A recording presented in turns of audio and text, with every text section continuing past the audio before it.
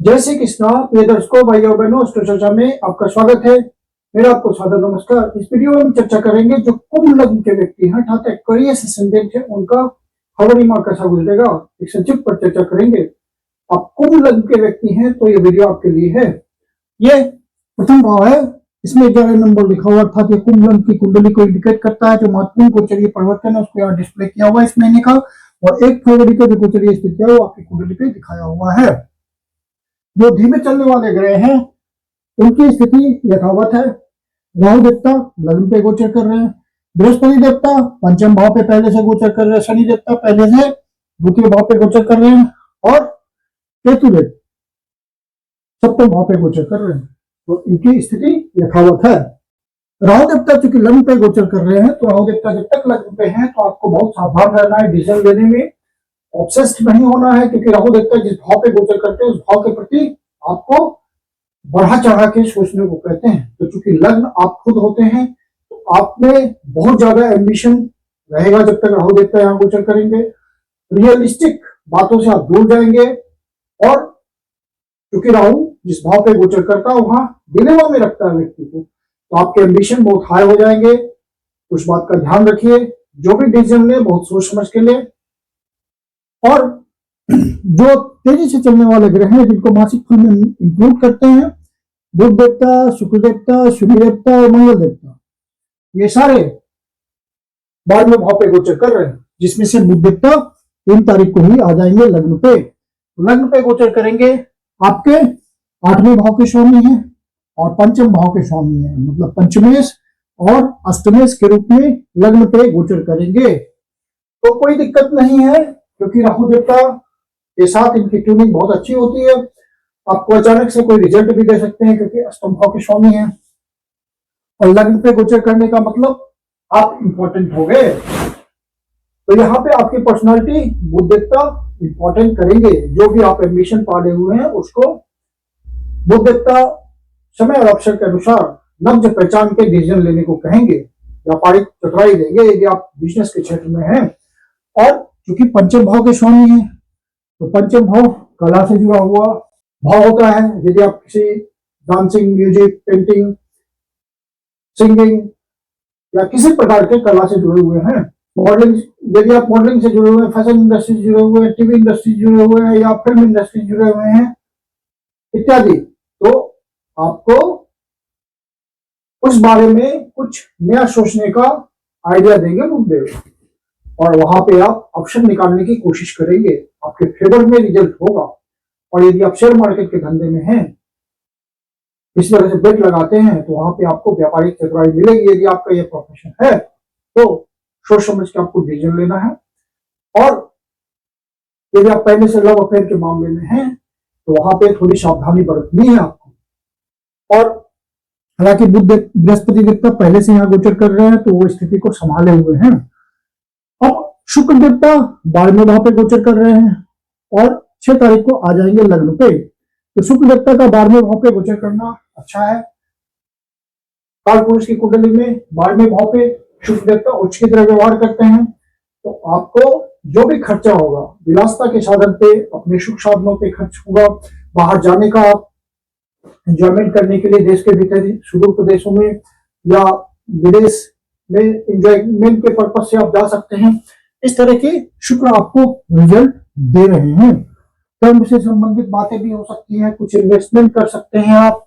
और शुक्र देवता आपके शुभ भाव के स्वामी और भाग्य भाव के स्वामी हैं, तो चूंकि 9वें भाव का 12वें भाव से संबंध बना रहा है और उससे आपको सुख की प्राप्ति हो रही है, तो आप यदि पहले से प्रयास कर रहे हैं बाहर में सेटल करने के लिए अस्थायी रूप से या अस्थायी रूप से, तो वहां पे आपको शुक्र देवता सफलता दे सकते हैं।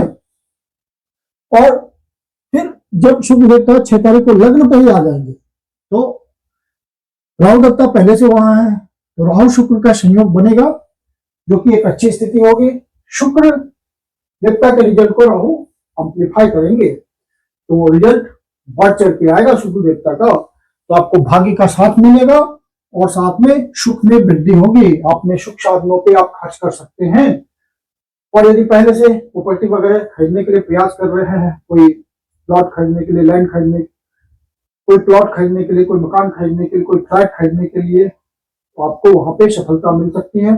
कोई वाहन खरीदने के लिए पहले से प्रयास कर रहे हैं तो वहां पे शुक्र देवता आपको मदद कर सकते हैं, भाग्य का साथ मिल सकता है। गुरुजनों के एडवाइस से आप कुछ फायदा उठा सकते हैं, पिता से कोई आर्थिक मदद मिल सकती है। हायर एजुकेशन कोई कंप्लीट हो सकता है इस पीरियड में जिससे आपको सुख की प्राप्ति हो। धार्मिक यात्रा के थ्रू या कोई लंबी दूरी की यात्रा के थ्रू आपको विशेष लाभ मिल सकता है।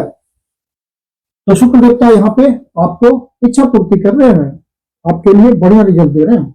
और फिर सूर्य देवता 13 तारीख से पहले पहले 12वें भाव पे गोचर कर रहे हैं मकर राशि में, और फिर 13 तारीख से लग्न पे गोचर करेंगे और आपके सप्तम भाव के स्वामी है, बिजनेस के भाव के स्वामी है।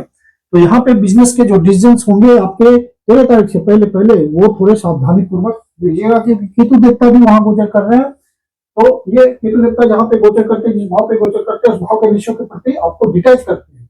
तो सारे बिजनेस संबंधी जो भी है वो सोच समझ के लेना, बाहर से संबंध बनाने के लिए अच्छा है गोचर। और सरकारी अधिकारियों से यदि आप ट्रांसफर पोस्टिंग के चक्कर में अपने जन्म स्थान से आप अपने पोस्टिंग स्थान से दूर जाना चाहते हैं तो वहां भी आप प्रयास कर सकते हैं, सफलता मिल सकती है, सरकारी अधिकारियों का फेवर आपको मिल सकता है। और आपका खर्च भी इस दौरान हो सकता है, कोई इन्वेस्टमेंट के फॉर्म में भी हो सकता है। बिजनेस में कुछ इन्वेस्टमेंट कर सकते हैं, कोई नया इनिशिएशन कर सकते हैं, कोई नया प्रोजेक्ट खोल सकते हैं। पार्टनरशिप में भी आप कुछ नया सोच सकते हैं, क्योंकि सातवां भाव पार्टनरशिप का भी होता है। यदि पब्लिक इंटरेक्शन में है, जनता के बीच रहकर काम करते हैं, तो वहां भी आपको कुछ सोचने समझने का, इन्वेस्टमेंट करने का मौका मिलेगा सही से। और सातवां भाव आपके लाइफ पार्टनर का होता है, तो लाइफ पार्टनर के स्वास्थ्य का ध्यान रखिएगा। और जो उनसे संबंध है वहां पे जो डिफरेंसेस हैं उसको केयरफुली आप सॉल्व करेंगे, उसको आगे बढ़ने नहीं देंगे, ये ध्यान आपको रखना है। जब सूर्य देवता लग्न पे आ जाएंगे तो आपकी स्थिति को मजबूत करेंगे। यहां गोचर करते हुए आपको बिजनेस में मजबूती देंगे, पब्लिक इंटरेक्शन में मजबूती देंगे। जो आप बात व्यवहार होता है पब्लिक इंटरेक्शन में लोगों के बीच रह करके, उसमें एक कॉन्फिडेंस देंगे, आत्मविश्वास होगा उसमें, और सरकारी सहयोग भी मिलेगा यदि आप सरकार से संबंध बना के चलते हैं तो। फिर मंगल देवता की स्थिति यहाँ पे 12वें भाव पे उच्च की है, बहुत उच्च के फल दे रहे हैं, क्योंकि मकर राशि में मंगल देवता उच्च के होते हैं। मंगल देवता आपके कर्म भाव के स्वामी हैं और साथ में प्रयास भाव के स्वामी हैं।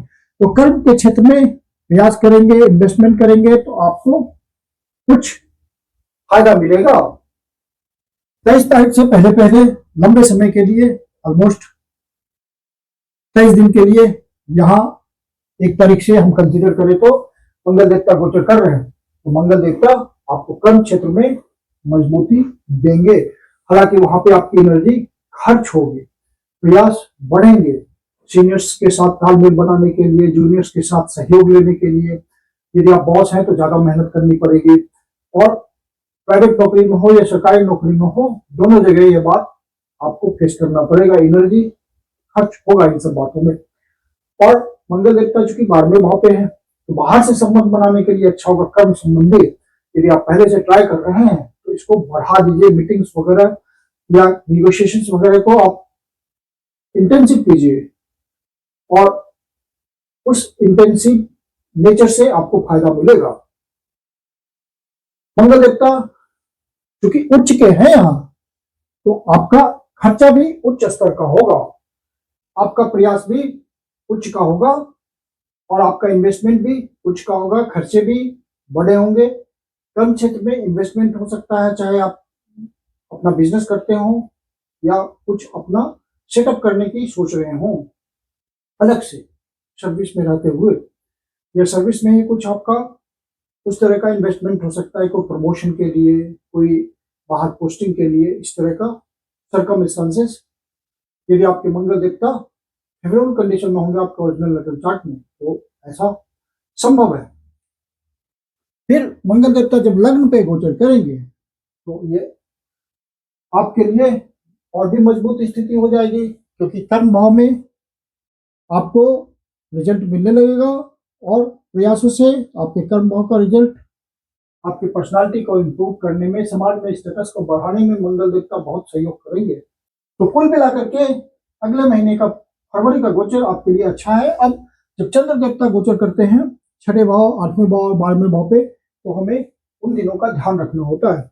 1 और 2 तारीख को चंद्र देवता छठे भाव पे गोचर कर रहे हैं, तो इन दिनों आपको सीनियर सिटीजन है तो मेडिटेशन, मेडिकेशन, योगा, एक्सरसाइज, इन सब बातों के थ्रू अपने आप को फिट रखें और अवश्य किसी से वाद विवाद में ना उलझे, कोर्ट कचहरी के मामले में ना फंसे।